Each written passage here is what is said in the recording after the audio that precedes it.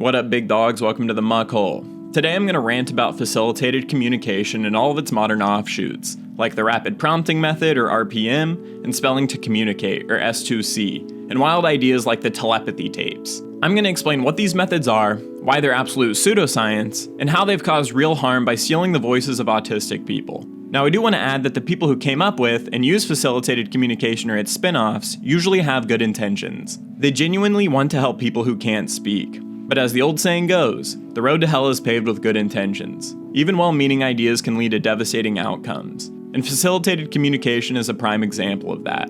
Facilitated communication first burst onto the scene in the late 1980s and early 1990s, hailed as a miraculous breakthrough for people with autism who couldn't speak. The basic idea back then was that the inability to communicate was just a motor problem. So a facilitator would hold the person's hand or arm and help them point to letters on a board or a keyboard. And lo and behold, non-speaking autistic individuals with high support needs were suddenly typing out full sentences, even poetry, and displaying knowledge that no one thought they had. It was as if these individuals had been locked in, and facilitated communication was the key that unlocked their hidden inner world. You can imagine the emotional shockwave that this sent through families and educators. We all want to believe that a child who has never spoken might actually have a rich inner voice just waiting to be released. The success stories were incredibly alluring. Who wouldn't be moved by the idea of an autistic person with high support needs, previously presumed intellectually disabled, now speaking through typed paragraphs about their thoughts and feelings? The allure was so great that many professionals jumped on facilitated communication before any solid research was done to verify it. It felt too good to wait. This was a potential miracle, and people wanted to start using it right away. However, if something seems too good to be true, it usually is. And pretty soon, the cracks in facilitated communication's facade started showing. Some of the typed messages were bizarre or out of character. For example, there were cases where individuals typed with perfect spelling and vocabulary far above their apparent level, even if, in reality, those individuals were illiterate and had never been taught to read. How could a person who didn't know the alphabet suddenly write fluent paragraphs? It just didn't add up. It wasn't long before researchers and skeptics began to formally test facilitated communication. The idea was simple. To find out who was really doing the typing, you needed to separate what the facilitator knows from what the person with autism knows. So they designed controlled experiments. For instance, showing the facilitator and the autistic client different pictures or questions, or not letting the facilitator hear the question being asked. If facilitated communication was genuine, the client's typed answers would reflect what the client saw or heard, not what the facilitator knew. The results of these tests were conclusive. When proper blinding was in place, the supposed communication fell apart completely. Time after time, if the facilitator didn't know the answer or the question, the typing would be incorrect or gibberish. In other words, the messages were coming from the facilitator all along, not the autistic person. Often, the autistic individual wasn't even looking at the letterboard while their hand was being guided to type, a dead giveaway that they weren't the author. What was happening is something known as the Ideomotor effect, which is the same phenomenon behind things like Ouija boards. The facilitator wasn't intentionally manipulating the messages, in most cases. Rather, they subconsciously guided the person's hand to the letters. Tiny, unintentional movements of the facilitator's own muscles were creating the illusion that the autistic person was typing thoughts on their own. It's a powerful psychological effect. People can genuinely convince themselves that they aren't controlling the movement, when in fact, they are. Facilitators truly believed the words were coming from the client, even as they were the ones composing them. By the mid-1990s, study after study demonstrated that facilitated communication does not work. Under controlled conditions, facilitated communication's credibility vanished. The professional community of behavior analysts, psychologists, speech-language pathologists, and autism researchers reached a strong consensus. Any messages obtained through facilitated communication should be considered facilitator-authored unless proven otherwise. And indeed, no one could prove otherwise in a properly controlled test. Facilitated communication has been exposed as a kind of self-deception. A well-intentioned one, perhaps, but a self-deception nonetheless. You might think, okay, facilitated communication turned out not to work, but was it really harmful? Maybe it just gave some false hope. Unfortunately, it went well beyond false hope. Facilitated communication caused direct, concrete harm to many families. In the early 90s, as facilitated communication was booming, there came a string of horrifying incidents. Through facilitated typing, several autistic individuals allegedly disclosed that they had been sexually abused by family members or caregivers. You can imagine the shock and panic.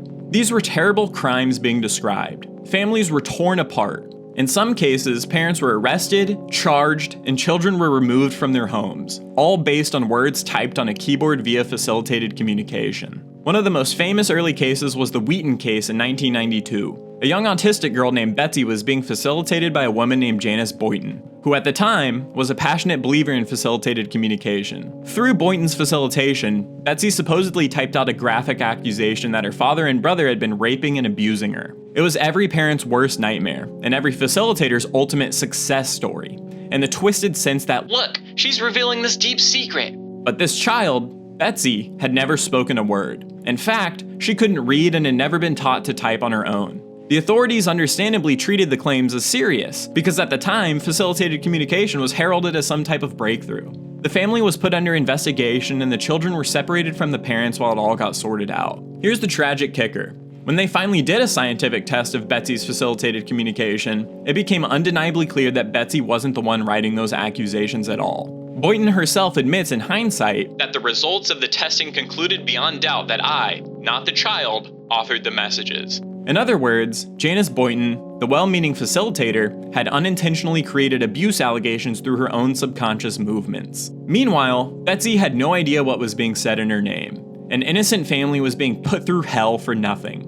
Boynton has since written a great article titled Facilitated Communication: What Harm It Can Do, Confessions of a Former Facilitator, where she recounts with horror how her unshakable belief in facilitated communication led her to accuse that family, and how scientific testing forced her to confront that it was all false. She now continues to fight against facilitated methods of so-called communication. And it didn't stop with Betsy's case. Throughout the 1990s, dozens of similar cases cropped up. Each of these cases represents a family shattered by a false allegation and a person with a disability who was essentially used as a puppet for someone else's words. In some instances, charges were dropped when double-blind tests showed the facilitated person couldn't actually write on their own. But the damage, the trauma, and the broken trust was already done. The harm wasn't only legal and emotional, although those were bad enough.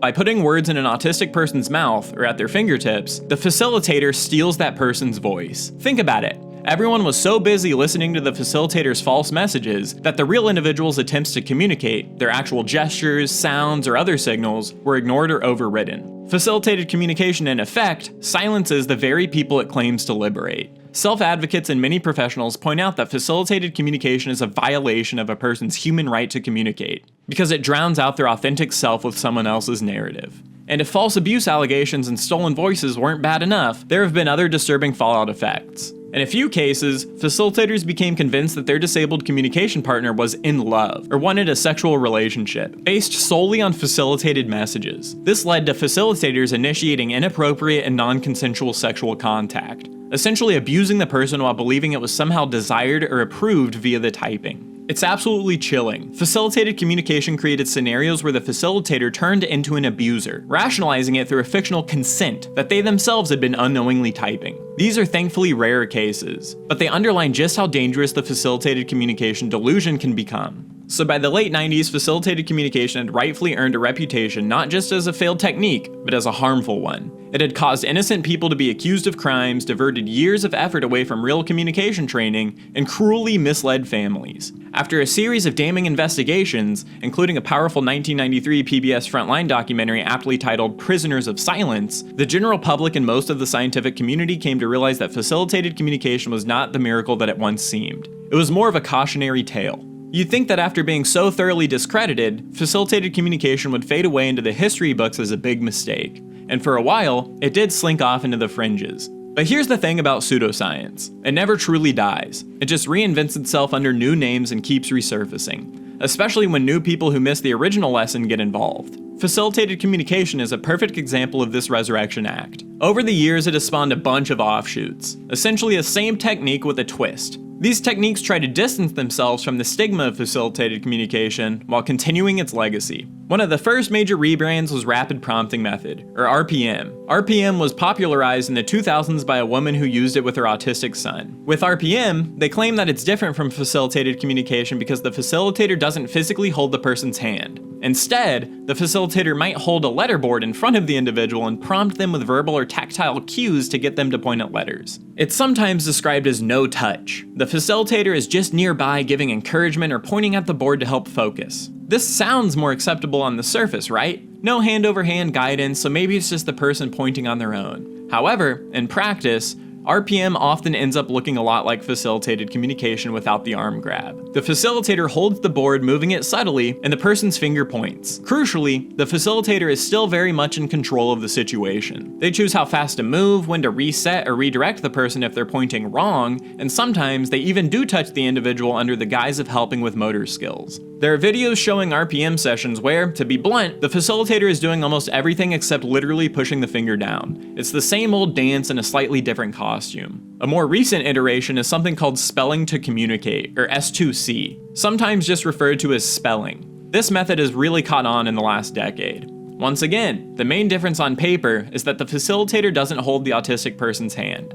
Instead, they hold the letterboard. The idea is that by holding up the board in front of the person, the facilitator is out of the way and not influencing it. But let's think that through. If you are holding the board that someone else is pointing at, you can very easily, even unintentionally, move the board around, right? And even slight movements can alter which letter is under the person's finger at any given moment. In fact, skeptics have pointed out that there's no good reason not to just put the board on a table.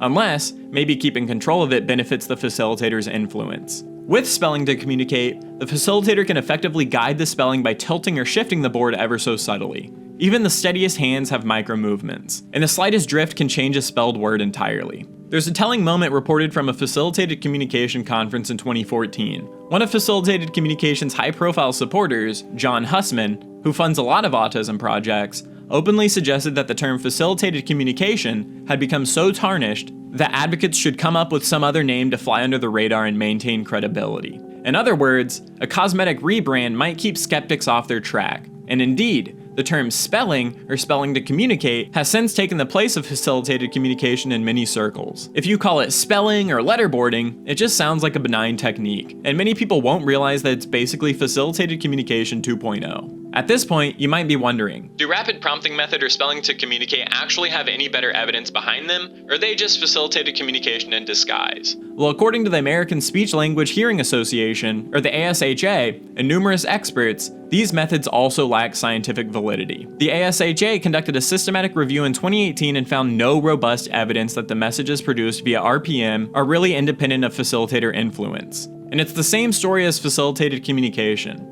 Lots of anecdotes and heartfelt testimonials, but when you look for properly controlled tests, the support vanishes. In fact, the ASHA has issued a strong warning against using RPM or spelling to communicate, emphasizing that they carry significant risks and that apparent success is likely due to facilitator cueing, intentional or not, rather than true communication. They explicitly compare these new methods to the discredited facilitated communication, and caution that rapid prompting method or spelling to communicate can lead to the same harms, including false accusations and denial of real communication opportunities. Now, if you thought that was extreme, let's talk about the Telepathy Tapes. This is the name of a podcast and documentary by Kai Dickens that has gained a lot of attention. The Telepathy Tapes basically takes the facilitated communication concept and goes even further off the deep end. It claims that some non-speaking autistic individuals are outright psychic, as in, they can telepathically read minds or tap into a universal collective consciousness. I know it sounds bonkers, but they call it paradigm shifting. The series presents families and self-styled experts who assert that these individuals can communicate telepathically, and they use letterboard sessions as proof. And it turns out that every single one of the non-speaking individuals featured in the podcast and documentary was using some form of facilitator-dependent letterboard communication to supposedly demonstrate their mind reading. In other words, the Telepathy Tapes is just facilitated communication wrapped in a sci-fi story.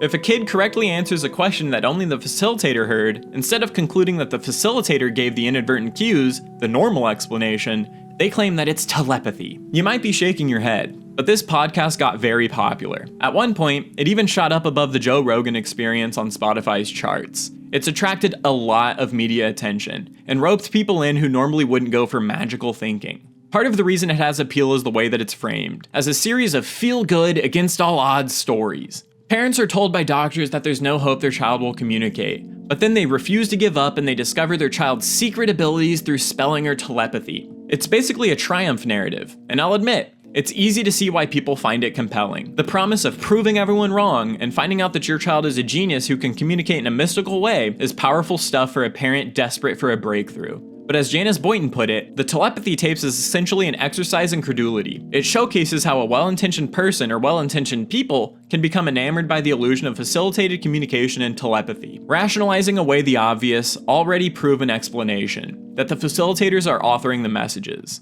In an article titled The Perplexing Appeal of the Telepathy Tapes, the author Megan Boylard said that watching the telepathy tapes is like watching someone reinvent the Clever Hans phenomenon without realizing it. Clever Hans was a horse that people thought could do math, but it was really responding to subtle cues from its trainer. In the podcast Experiments, the facilitators and parents are so invested in the idea of telepathy that they completely ignore the glaring red flags. Supportive touches, boards moving around, and facilitators who knew the correct answer. All the classic ingredients of facilitator influence. They're effectively popularizing facilitated communication all over again. Not telepathy. But they don't see it. And it's because it's presented as a heartwarming quest for truth. A lot of listeners who aren't familiar with facilitated communication's history might get taken in. At this point, you might wonder, how do people keep falling for the same debunked technique over and over? The answer has two sides, human nature and human business. Let's start off with human nature. The good intentions and genuine hope that fuel the persistence of facilitated communication style methods. Most parents or teachers who try out stuff like facilitated communication are doing it out of love and desperation. They've often been told that there's no chance their child will ever communicate beyond basic gestures or sounds. That's a heartbreaking thing to hear.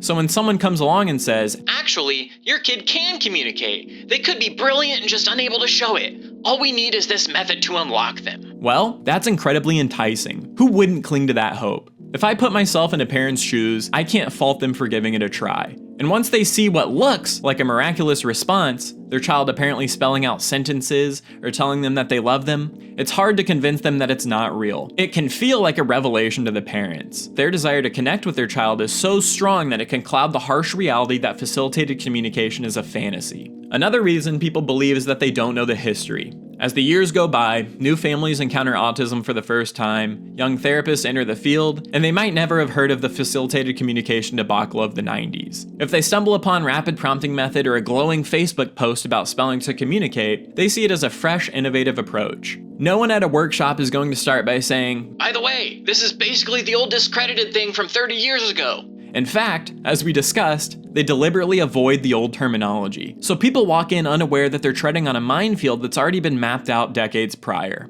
The culture around these methods also creates a sort of echo chamber. Once a parent starts down the facilitated communication path, they often connect with communities of other believers, who share success stories and reinforce each other's hopes. It can become an almost cult-like atmosphere of, "We have discovered the truth and the experts just don't get it." In some circles, if you raise doubts, you might be labeled as being ableist or suppressing the voices of the disabled. The Telepathy Tapes, for example, portrays skeptics, which basically includes the entire scientific and academic establishment, as if they're closed-minded or even bigoted, standing in the way of these non-speaking individuals who just want to be heard. That kind of narrative can make a parent feel righteously justified in rejecting the naysayers, because it becomes us, the believers, versus them, the so-called experts. Meanwhile, the believers have plenty of emotionally charged anecdotes to keep them convinced. We live in an age of social media, and there are countless YouTube videos and TikTok videos of autistic individuals spelling messages, or testimonials like, "My son was trapped in silence and now he's communicating thanks to spelling to communicate."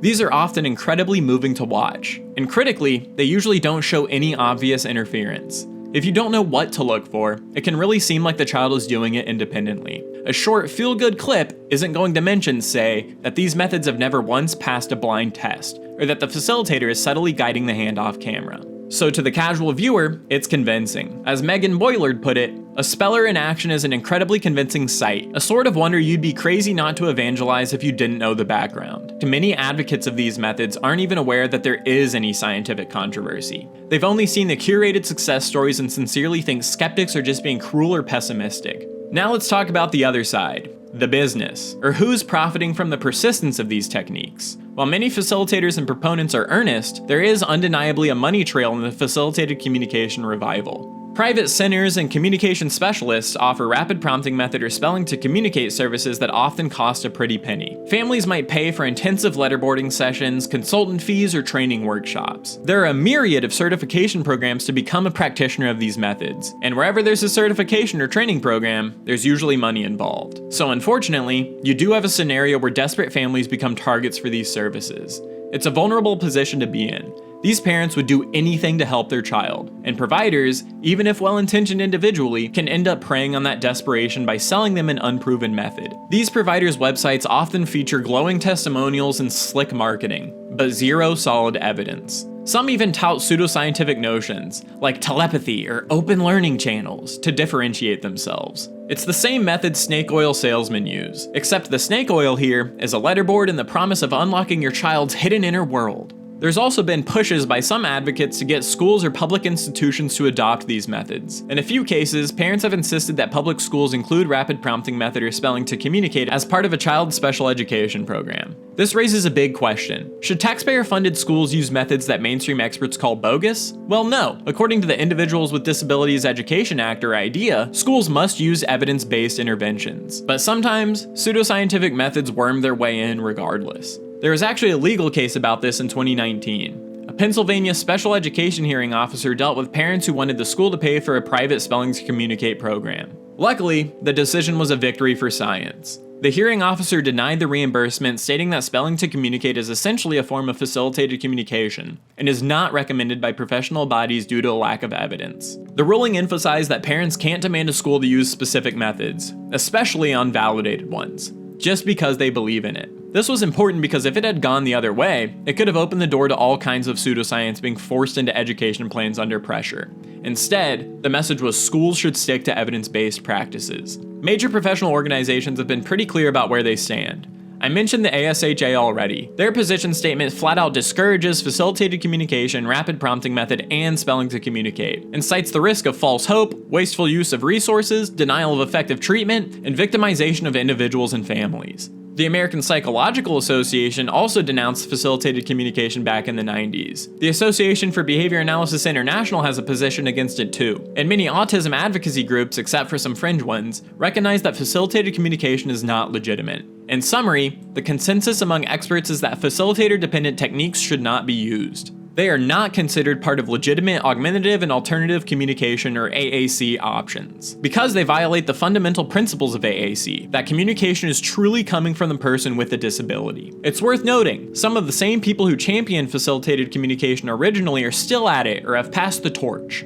Douglas Bicklin, the professor who popularized facilitated communication in the United States, co-produced a documentary in 2005 that tried to rehabilitate facilitated communication's image. The film was titled Autism is a World, and even got an Oscar nomination. There are university-affiliated centers, like one at Syracuse University rebranded as the Institute on Communication and Inclusion, that quietly continue to promote facilitator-assisted communication. And then you have the new faces, like the certain speech therapists or entrepreneurs who build their brand around spelling therapy or the like. It's a tough cycle to break, because every time the scientific community beats one incarnation down, a new one pops up, as if we're playing whack-a-mole with harmful ideas. Despite facilitated communication and its clones being a dead end, that doesn't mean that non-speaking or minimally speaking autistic people are doomed to a lifetime of no communication. Far from it. There are proven ethical and empowering approaches that can help many individuals learn to communicate to the best of their abilities, without any clairvoyance or fakery required. First and foremost, there's a whole field of augmentative and alternative communication, or AAC. AAC includes tools and strategies that augment or replace speech. For some people, that might be as simple as a communication board with pictures. They can point to a picture of water to say they want a drink, for example. For others, it can mean a high-tech solution like an iPad with a speech-generating app that speaks out words when the user taps icons or types letters. These technologies have been around for decades and have a solid track record. Research and clinical experience show that AAC can significantly improve communication for those who can't rely on speech. In fact, AAC is considered a best practice for non-speaking individuals. It respects their autonomy because they choose the symbols or words to convey a message, with no one manipulating their output. Everything from simple picture exchange communication systems to eye gaze technology devices fall under AAC, and there's a vast toolkit to fit the specific person's needs and motor abilities. These approaches are backed by rigorous research and have helped many people express themselves effectively. Then there's speech-language therapy, with a certified speech-language pathologist, or SLP. SLPs are experts in communication. They can work on developing any residual speech a person might have, improving articulation or increasing vocalizations. But even beyond speech, SLPs have language skills in whatever modality works for the person. That can mean teaching sign language or using an AAC device. Importantly, speech therapy is individualized. An SLP will assess whether the person has the ability to form words, or if maybe using signs or pictures is more realistic. They set achievable goals and systematically work on them. It's not flashy. You won't get someone suddenly reciting poetry in a week. But over months and years, many individuals make significant gains in communication because of patient evidence-based therapy. And even for those who might never vocally communicate, SLPs often play a key role in helping them master AAC or other alternatives. The key is that it's real progress, owned by the individual, not the facilitator. We should also talk about behavioral interventions, specifically applied behavior analysis or ABA techniques. ABA in general can be a controversial topic in the autism world, but one area where it's widely acknowledged to be beneficial is teaching functional communication. There's an ABA-based strategy called functional communication training, or FCT, which has a strong evidence base. The idea of FCT is to replace challenging behaviors, like physical aggression or self-injury, that a non-speaking person might use to express wants or needs, with a more effective communication strategy. For instance, a child who screams when they're hungry because they can't say, "I want food," can be taught to hand a picture of a snack to someone as a replacement. Over time, they learn that this new communication response gets their needs met more effectively, and the problematic behavior decreases. ABA practitioners also use techniques to shape communication, maybe starting with any sound that the person can make, then gradually making it more and more word-like. These interventions are supported by lots of research showing improvements in communication and social skills for individuals with autism. One important thing to highlight, all these legit methods, AAC, SLP therapy, or ABA therapy, have a common philosophy of promoting independence. The goal is always to fade out help as much as possible and let the person communicate on their own. For example, if teaching someone to use a communication app, an ABA practitioner might guide them at first, maybe physically prompting them to touch the picture of a toilet when they need to go to the bathroom, but fading that prompt out as soon as possible, so the client can eventually do it themselves. Ultimately, they want a person not to need another person to speak for them. This is in stark contrast to facilitated communication and its variants, where the person remains 100% dependent on the facilitator at all times. Rapid prompting method and spelling to communicate never even tries to fade out the facilitator, holding the boards or giving the prompts. If they did, the communication would stop working. As the ASHA put it, facilitated communication and its variants create dependence on another person, which is the opposite of what real communication interventions should do. For some individuals, progress is slow and communication might stay basic, but even a basic communication ability achieved genuinely is life-changing. It can be life-changing for a non-speaking person when they realize that handing over a picture or using their device can actually make something happen, like getting a toy that they wanted or taking a break or something else. That empowerment is night and day compared to the false, hollow breakthrough of facilitated communication. With real methods, when a person expresses something, you know it's truly them. There's no ambiguity. For families, even hearing a single word or seeing their child independently signal yes or no for the first time is an authentic joy. It might not be a flowery sentence about love or dreams, like facilitated communication might fabricate, but it is the person's genuine voice, and that is precious. It's worth noting that technology is on our side here. AAC keeps improving. Devices are becoming more affordable, apps more user-friendly, even eye-tracking systems for those who can't use their hands. There are success stories of individuals who many thought would never communicate, who learned to type independently over years without anyone holding their hand, and who have gone on to write books or blogs. Those success stories are real, but they were achieved through patience, skilled teaching, and the person's own hard work, not through a shortcut like facilitated communication. If you're feeling hopeless about your loved one's communication, please know that there are paths forward. They may be gradual and require perseverance, but they are ethical and proven. Seek out a good SLP who has good experience with AAC. Look into evidence-based programs like ABA therapy. But be wary of anyone who promises a quick fix or who claims that they can magically reveal your child to be a genius overnight. Be especially wary if their method requires that they, the facilitator or therapist, must always be present for your child to communicate. That's a red flag. The aim should be to give your child the tools to communicate independently, even if it's at a modest level. That's what will serve them the best in the long run. To wrap all this up, the story of facilitated communication is the cautionary tale of hope and desperation trumping science, and with heartbreaking consequences too. Facilitated communication and its rebranded cousins are at their core a fraud. They don't unlock an autistic person's voice, they actually drown it out and replace it with the facilitator's voice. The people doing it often genuinely believe in it and care deeply about the individuals they're trying to help. That's what makes this whole thing so tragic. It's a case of good people and good intentions being led astray by a seductive false idea. The scientific verdict is clear. Facilitator-mediated communication is not real communication. We must remember the hard-earned lessons from the 90s. Lessons written in the tears of families who suffered through false allegations and shattered trust. It falls on both professionals and families to remain vigilant. If you're a professional, a teacher, therapist, doctor, or some other direct support, Educate yourself and others about why facilitated communication was discredited so you're not caught off guard the next time a variant pops up. If you're a parent, I urge you to channel that hope that you have for your child into methods that have credibility and evidence behind them, rather than the illusion of a quick miracle. We also have to advocate for the rights of non-speaking individuals not to be used as props for facilitators. Everyone has the right to authentic communication, even if the communication is just a simple gesture or a selection from two choices. It's far more respectful to accept a person's genuine, even if limited, communication than to project our own narrative onto them via facilitated techniques. One of the cruel ironies of facilitated communication is that it was sold as giving a voice back to the voiceless, but in reality, it hijacks their voice. These methods can lead to the denial of the human right to effective communication for the very individuals that they claim to help. With patience and science-based approaches, many autistic individuals do learn to express themselves, sometimes in remarkable ways. It might not always make sensational headlines, but it's real and it's happening every single day in classrooms, homes, and therapy centers. Progress can be slow, but it accumulates. And every small step, a new word used, a new picture mastered, or an emotion communicated appropriately, is a genuine victory. Well, that's it for now. Thanks for hanging out in the muck hole for a bit. I'll catch y'all later.